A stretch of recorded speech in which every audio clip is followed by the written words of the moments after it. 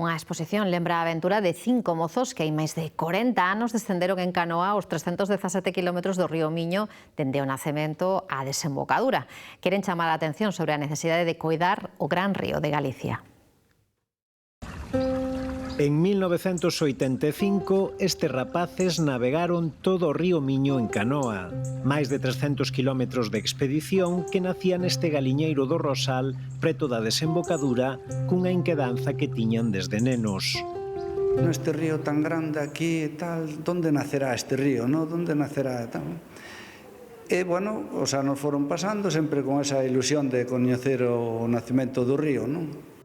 Sen as tecnoloxías actuais construíron as súas propias canoas, viaxaron ata o nacemento do Miño na Serra de Meira para comezar unha aventura con variadas dificultades desde o comezo ata o final.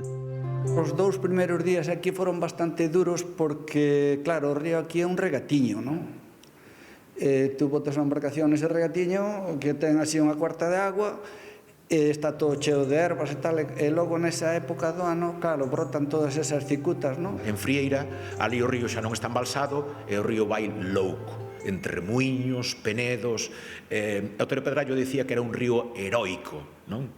O gran estudioso do río Miño, que era Río Barja, que foi o que asentou que o nacemento era en Pedregal de Irima, dixo que era un curso atormentado. 40 anos despois, esta exposición fotográfica lembra a súa aventura e convida a reflexionar sobre o gran río de Galicia. O río Miño ofrece, digamos, unhas ecosistemas, unhas paisaxes espectaculares. Nós defendemos que o río Miño é a gran ruta por descubrir. En Galicia hai moitos camiños, ahora que estamos na época en que hai moitísimos camiños de Santiago que se bifurcan por tantas partes, na época dos camiños e camiñantes, creemos que a ruta do Miño é a gran ruta por descubrir, a gran ruta fluvial que se pode facer en distintos treitos. Así ocurre en outros sitios de Centro Europa. Como a eles, a mostra percorre varios concellos polos que pasa o Pai Miño, coa reivindicación tamén de que sexa declarado itinerario cultural.